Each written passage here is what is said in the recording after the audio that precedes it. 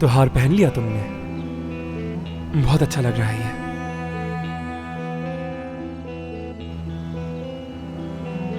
ये नेकलेस वाकई बहुत खूबसूरत है। बहुत शुक्रिया तुम्हारा। वैसे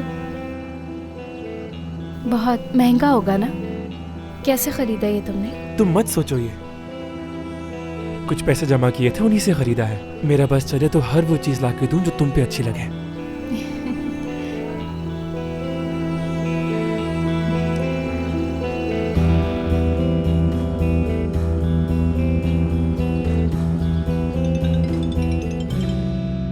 बस इसी पागल लड़की की कमी रह गई थी।